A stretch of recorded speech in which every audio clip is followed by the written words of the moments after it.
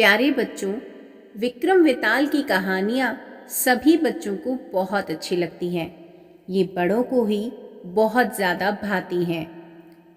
विक्रम वेताल, जिसके रचयिता बेताल भट्ट बताए जाते हैं, जो न्याय के लिए प्रसिद्ध राजा विक्रम के 9 रत्नों में से एक थे। ये कथाएं राजा विक्रम की न्याय शक्ति का बोध कराती हैं। बेताल प्रतिदिन एक कहानी सुनाता है और अंत में राजा से ऐसा प्रश्न कर देता है कि राजा को उसका उत्तर देना ही पड़ता है। उसने शर्त लगा रखी है कि अगर राजा बोलेगा तो वह उससे रूठकर फिर से पेड़ पर जा लटकेगा। लेकिन यह जानते हुए भी सवाल सामने आने पर राजा से चुप नहीं रहा जाता। पर ये कहानियों का सिलसिला आखिर शुरू कब हुआ था? तो आज हम सुनाएंगे आपको बेताल और विक्रम की पहली कहानी, यानी विक्रम वेताल की कहानियों का सिलसिला कब से शुरू हुआ और उनकी प्रथम कहानी है कौन सी। आइए सुनते हैं विक्रम वेताल की पहली कहानी।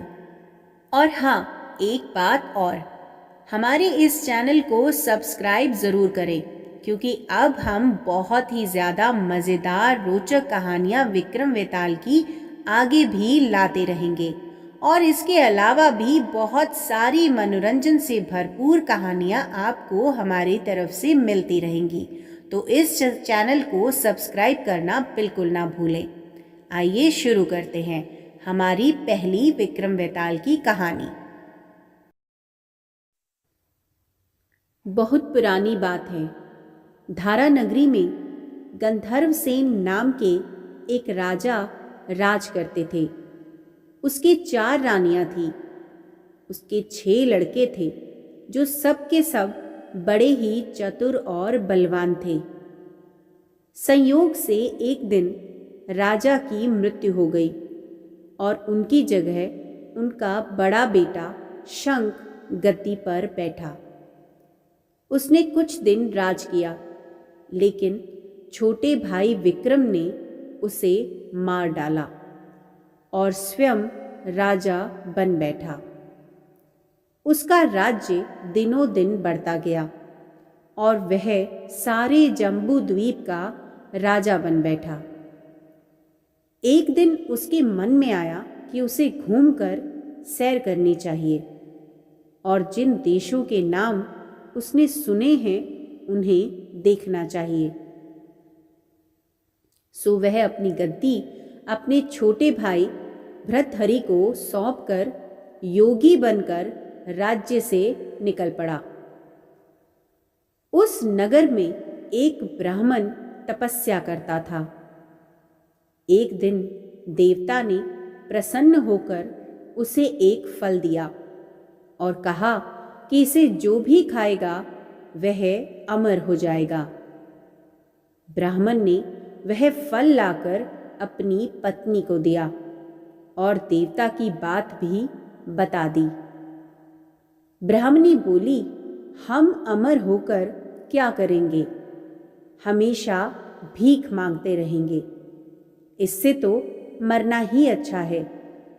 तुम इस फल को ले जाकर राजा को दे आओ और बदले में कुछ धन ले आओ। यह सुनकर ब्राह्मण फल लेकर राजा भृतहरि के पास गया और उसने सारा हाल कह सुनाया। भृतहरि ने फल ले लिया और ब्राह्मण को 1 लाख रुपए देकर विदा कर दिया। भृतहरि अपनी एक रानी को बहुत चाहता था। उसने महल में जाकर वह फल उसी को दे दिया। रानी की मित्रता शहर के कोतवाल से थी।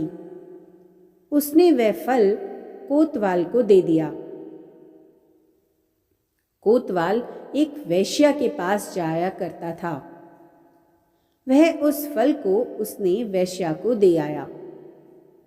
वैश्या ने सोचा कि यह फल तो राजा को खाना चाहिए। वह उसे लेकर राजा भृतहरि के पास गई और उसे दे दिया। भृतहरि ने उसे बहुत सा धन दे दिया। लेकिन जब उसने फल को अच्छी तरह से देखा तो पहचान लिया। उसे बड़ी चोट लगी, पर उसने किसी से कुछ भी कहा नहीं। उसने महल में जाकर रानी से पूछा कि तुमने उस फल का क्या किया? रानी ने कहा, मैंने उसे खा लिया। राजा ने वह फल निकालकर दिखा दिया। रानी घबरा गई और उसने सारी बात सच सच कह दी।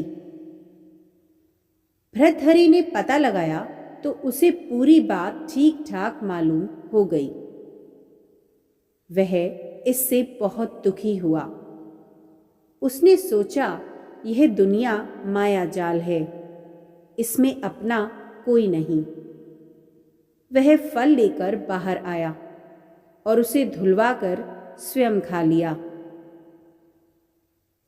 फिर राजपाट छोड़ योगी का भेष बनाकर जंगल में तपस्या करने चला गया। भर्तहरि के जंगल में चले जाने से विक्रम की गद्दी सूनी हो गई। जब राजा इंद्र को यह समाचार मिला तो उन्होंने एक देव को धारा नगरी की रखवाली के लिए भेज दिया। वह देव रात दिन वहीं पर रहने लगा। भर्तहरि के राजपाट छोड़कर वन में चले जाने की बात विक्रम को जब मालूम हुई तो वह लौटकर अपने देश में आया। आधी रात का समय था। जब वह नगर में घुसने लगा तो देव ने उसे रोका। राजा ने कहा, मैं विक्रम हूं, यह मेरा राज है, तुम रोकने वाले कौन होते हो? देव बोला, मुझे राजा इंद्र ने इस नगर की चौकसी के लिए भेजा है। तुम सच्चे राजा विक्रम हो तो आओ, पहले मुझसे लड़ो। दोनों में लड़ाई हुई। राजा ने जरा सी देर में देव को पछाड़ दिया। तब देव बोला, हे राजन, तुमने मुझे हरा दिया, मैं तुम्हें जीवन दान देता हूं। इसके बाद देव ने कहा, राजन, एक नगर और एक नक्षत्र में तुम 3 आदमी पैदा हुए थे। तुमने राजा के घर में जन्म लिया, दूसरे ने तेली के और तीसरे ने कुम्हार के। तुम यहां का राज करते हो, तेली पाताल का राज करता था। कुम्हार ने योग साध कर तेली को मारकर शमशान में पिशाच बना सीरस के पेड़ से लटका दिया है। अब वह तुम्हें मारने की फिराक में है, उससे सावधान रहना। इतना कहकर देव चला गया और राजा महल में आ गया। राजा को वापस आया देखकर सबको बड़ी खुशी हुई। नगर में आनंद मनाया गया। राजा फिर राज करने लगा। एक दिन की बात है कि शांतिशील नाम का एक योगी राजा के पास दरबार में आया और उसे एक फल देकर चला गया। राजा को आशंका हुई कि देव ने जिस आदमी को बताया था, कहीं वह यही तो नहीं है। यह सोचकर उसने फल नहीं खाया और भंडारी को दे दिया। योगी आता और राजा को एक फल दे जाता। संयोग से एक दिन राजा अपना अस्तबल देखने गया था। योगी वहीं पहुंच गया और फल राजा के हाथ में दे दिया। राजा ने उसे उछाला तो वह हाथ से छूटकर धरती पर गिर पड़ा। उसी समय एक बंदर ने झपट कर उसे उठा लिया और तोड़ डाला। उसमें से एक लाल निकला जिसकी चमक से सबकी आंखें चौंधिया गई। राजा को बड़ा अचरज हुआ। उसने योगी से पूछा, आप यह लाल फल मुझे रोज क्यों दे जाते हैं?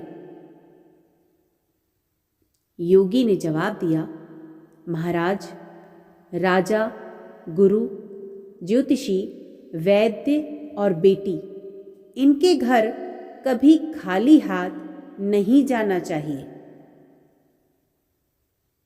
राजा ने भंडारी को बुलाकर पीछे के सब फल मंगवाए। तुड़वाने पर सब में से एक एक लाल निकला। इतने लाल देखकर राजा को बड़ा हर्ष हुआ। उसने जोहरी को बुलवाकर उनका मूल्य पूछा।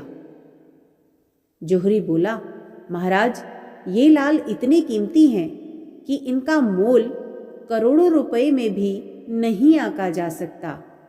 एक एक लाल एक एक राज्य के बराबर है।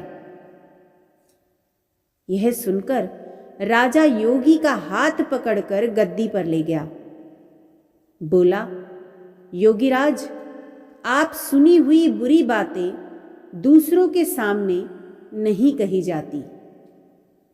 राजा उसे अकेले में ले गया। वहां जाकर योगी ने कहा, महाराज, बात यह है कि गोदावरी नदी के किनारे मसान में से मैं एक मंत्र सिद्ध कर रहा हूं। उसके सिद्ध हो जाने पर मेरा मनोरथ पूरा हो जाएगा। तुम एक रात मेरे पास रहोगे तो मंत्र सिद्ध हो जाएगा। एक दिन रात को हथियार बांधकर तुम अकेले मेरे पास आ जाना। राजा ने कहा, अच्छी बात है। इसके उपरांत योगी दिन और समय बताकर अपने मठ में चला गया। वह दिन आने पर राजा अकेला वहां पहुंचा। योगी ने उसे अपने पास बिठा लिया। थोड़ी देर बैठकर राजा ने पूछा, महाराज, मेरे लिए क्या आज्ञा है? योगी ने कहा, राजन, यहां से दक्षिण दिशा में 2 कोस की दूरी पर मसान में एक सिरस के पेड़ पर एक मुर्दा लटका है। उसे मेरे पास ले आओ। तब तक मैं यहां पूजा करता हूं। यह सुनकर राजा वहां से चल दिया। बड़ी भयंकर रात थी। चारों ओर अंधेरा फैला था। पानी बरस रहा था। भूत प्रेत शोर मचा रहे थे। सांप आ आकर पैरों में लिपटते थे। लेकिन राजा हिम्मत से आगे बढ़ता गया।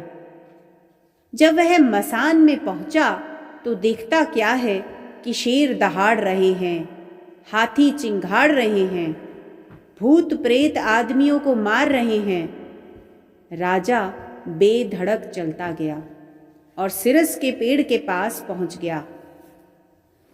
पेड़ जड़ से फुनगी तक आग से दहक रहा था।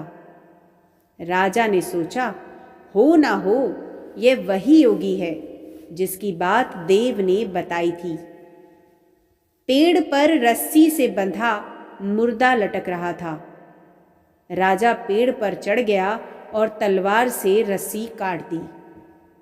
मुर्दा नीचे गिर पड़ा और दहाड़ मार मार कर रोने लगा। राजा ने नीचे आकर पूछा, तू कौन है? राजा का इतना कहना था कि वह मुर्दा खिलखिलाकर हंस पड़ा। राजा को बड़ा अचरज हुआ। तभी वह मुर्दा फिर पेड़ पर जा लटका। राजा फिर चढ़कर ऊपर गया और रस्सी काट मुर्दे को बगल में दबा नीचे आया। बोला, बता तू कौन है? मुर्दा चुप रहा। तब राजा ने उसे एक चद्दर में बांधा और योगी के पास ले चला। रास्ते में वह मुर्दा बोला, मैं बेताल हूं। तू कौन है और मुझे कहां ले जा रहा है? राजा ने कहा, मेरा नाम विक्रम है। मैं धारा नगरी का राजा हूं। मैं तुझे योगी के पास ले जा रहा हूं।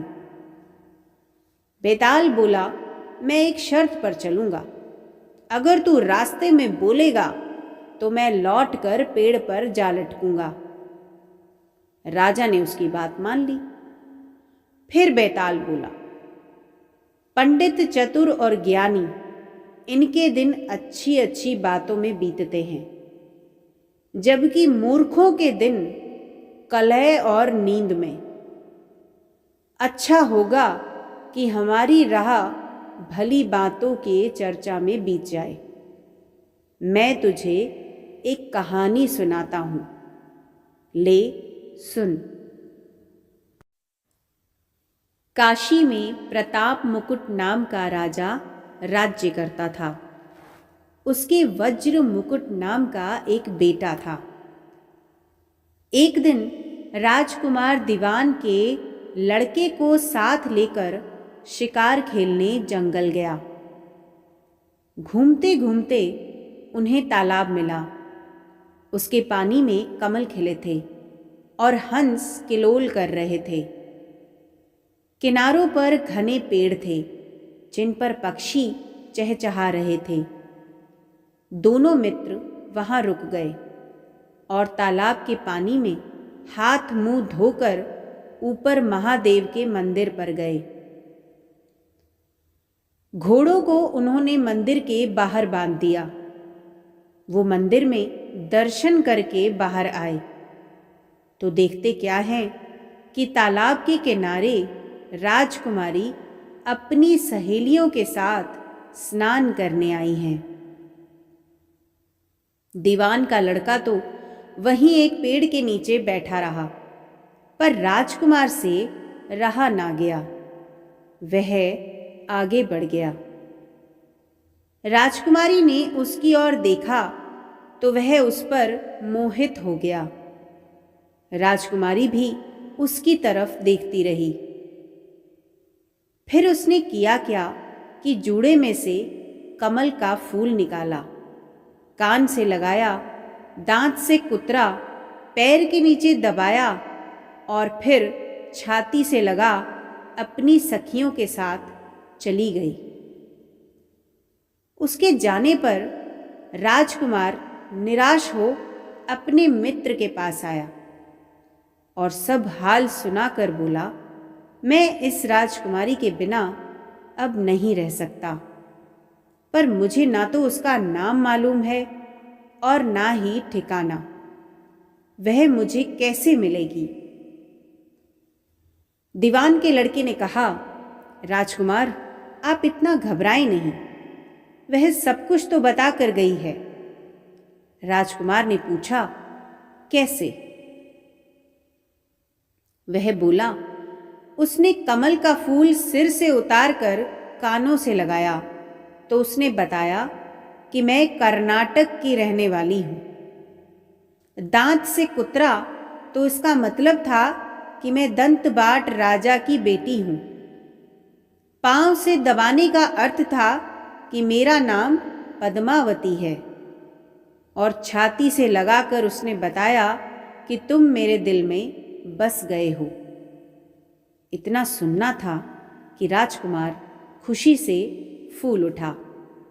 बोला, अब मुझे कर्नाटक देश में ले चलो। दोनों मित्र वहां से चल दिए।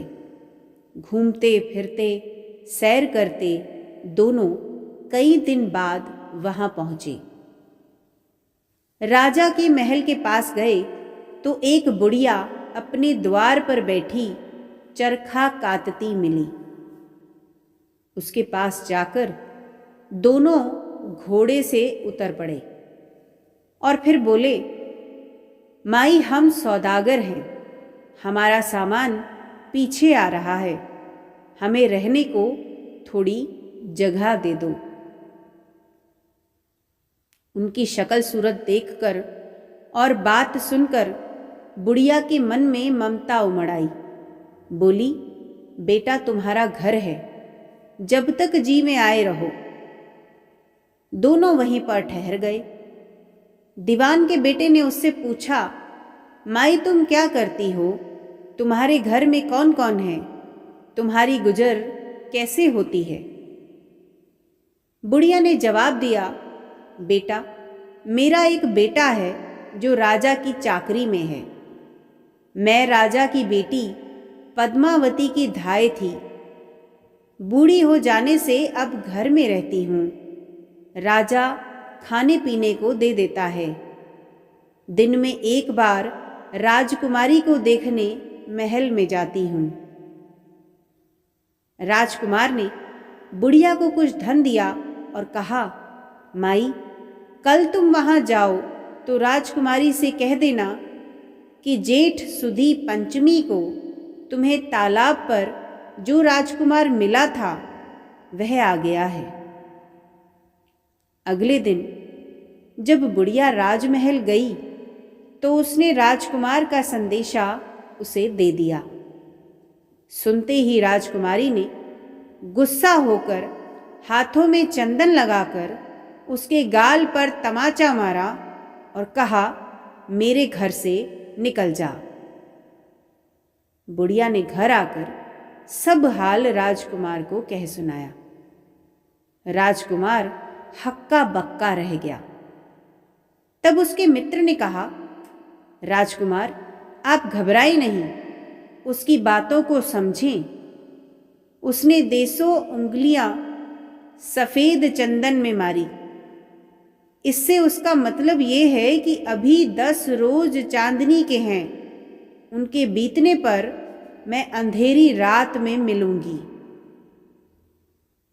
10 दिन के बाद बुढ़िया ने फिर राजकुमारी को खबर दी तो इस बार उसने केसर के रंग में 3 उंगलियां डुबोकर उसके मुंह पर मारी और कहा, भाग यहां से। बुढ़िया ने आकर सारी बात फिर से राजकुमार को सुना दी। राजकुमार शोक से व्याकुल हो गया। दीवान के लड़के ने समझाया, इसमें हैरान होने की क्या बात है। उसने कहा है कि मुझे मासिक धर्म हो रहा है, 3 दिन और ठहरो। 3 दिन बीतने पर बुढ़िया फिर वहां पहुंची। इस बार राजकुमारी ने उसे फटकार कर पश्चिम की खिड़की से बाहर निकाल दिया। उसने आकर राजकुमार को बता दिया। सुनकर दीवान का लड़का बोला, मित्र, उसने आज रात को तुम्हें उस खिड़की की राह में बुलाया है। मारे खुशी के राजकुमार उछल पड़ा। समय आने पर उसने बुढ़िया की पोशाक पहनी, इत्र लगाया, हथियार बांधे। 2 पहर रात बीतने पर वह महल में जा पहुंचा और खिड़की में से होकर अंदर पहुंच गया। राजकुमारी वहां तैयार खड़ी थी। वह उसे भीतर ले गई। अंदर के हाल देखकर राजकुमार की आंखें खुली रह गई। एक से एक बढ़कर चीजें थी। रात भर राजकुमार राजकुमारी के साथ रहा। जैसे ही दिन निकलने को आया कि राजकुमारी ने राजकुमार को छिपा दिया और रात होने पर फिर बाहर निकाल लिया। इस तरह कई दिन बीत गए। अचानक एक दिन राजकुमार को अपने मित्र की याद आई। उसे चिंता हुई कि पता नहीं उसका क्या हुआ होगा। उदास देखकर राजकुमारी ने कारण पूछा तो उसने बता दिया। बोला, वह मेरा बड़ा प्यारा दोस्त है, बड़ा चतुर है। उसकी होशियारी से ही तुम मुझे मिल पाई हो। राजकुमारी ने कहा, मैं उसके लिए बढ़िया बढ़िया भोजन बनवाती हूँ। तुम उसे खिलाकर तसल्ली देकर लौट आना। खाना साथ में लेकर राजकुमार अपने मित्र के पास पहुंचा। वे महीने भर से मिले नहीं। राजकुमार ने मिलने पर सारा हाल सुनाकर कहा कि राजकुमारी को मैंने तुम्हारी चतुराई की सारी बातें बता दी हैं, तभी तो उसने यह भोजन बनाकर भेजा है। दीवान का लड़का सोच में पड़ गया। उसने कहा, राजकुमार, यह तुमने अच्छा नहीं किया। राजकुमारी समझ गई कि जब तक मैं हूं वह तुम्हें अपने बस में नहीं रह सकती, इसलिए उसने इस खाने में जहर मिलाकर भेजा है। यह कहकर दीवान के लड़के ने थाली में से एक लड्डू उठाकर कुत्ते के आगे डाल दिया। लड्डू खाते ही कुत्ता मर गया। राजकुमार को बड़ा बुरा लगा। उसने कहा, ऐसी स्त्री से भगवान बचाए, मैं अब उसके पास नहीं जाऊंगा। दीवान का बेटा बोला, नहीं, अब ऐसा उपाय करना चाहिए जिससे हम उसे घर ले चलें। आज रात को तुम वहां जाओ। जब राजकुमारी सो जाए तो उसकी बाई जांघ पर त्रिशूल का निशान बनाकर उसके गहने लेकर चले आना। राजकुमार ने ऐसा ही किया। उसके आने पर दीवान का बेटा उसे साथ ले योगी का भेष बना मरघट में जा बैठा और राजकुमार से कहा कि तुम ये गहने लेकर बाजार में बेच आओ। कोई पकड़े तो कह देना कि मेरे गुरु के पास चलो और उसे यहाँ ले आना। राजकुमार गहने लेकर शहर गया और महल के पास एक सुनार को उन्हें दिखाया। देखते ही सुनार ने उन्हें पहचान लिया और कोतवाल के पास ले गया। कोतवाल ने पूछा तो उसने कह दिया कि ये मेरे गुरु ने मुझे दिए हैं। गुरु को भी पकड़वा लिया गया। सब राजा के सामने पहुंचे। राजा ने पूछा, योगी महाराज, ये गहने आपको कहाँ से मिले? योगी बने दीवान के बेटे ने कहा, महाराज, मैं मसान में काली चौदस को डाकिनी मंत्र सिद्ध कर रहा था कि डाकिनी आई। मैंने उसके गहने उतार लिए और उसकी बाई जांघ में त्रिशूल का निशान बना दिया। इतना सुनकर राजा महल में गया और उसने रानी से कहा कि पद्मावती की बाई जांघ पर देखो कि त्रिशूल का निशान तो नहीं है। रानी ने देखा तो उस पर त्रिशूल का निशान था। राजा को बड़ा दुख हुआ। बाहर आकर वह योगी को एक और ले जाकर बोला, महाराज, धर्मशास्त्र में खोटी स्त्रियों के लिए क्या दंड होता है?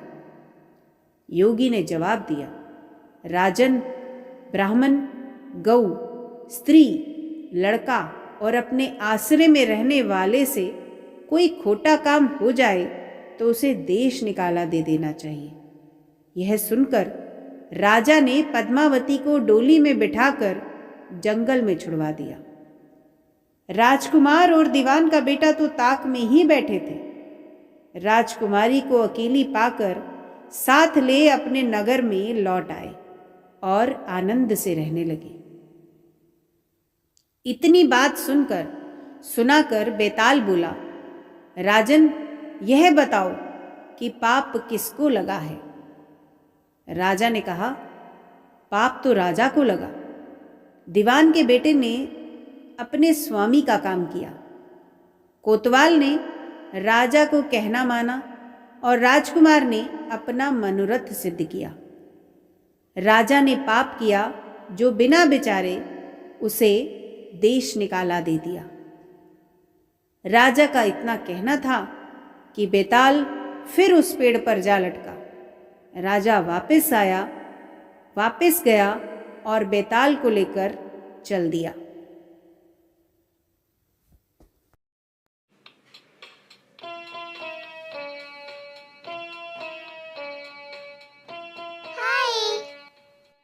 Welcome to Idyllic Daily Life.